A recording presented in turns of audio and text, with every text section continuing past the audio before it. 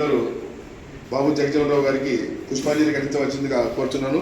మొదటగా మన ప్రియతమ అక్షర కమాండెంట్ శ్రీ నాగేంద్రరావు గారు అంజలి ఘటిస్తున్నారు.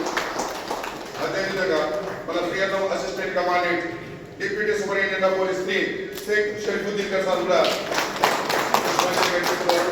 వారికి కూడా ఈ సందర్భంగా ధన్యవాదాలు. అదేవిధంగా మన battalion senior most assistant commandant మాజీ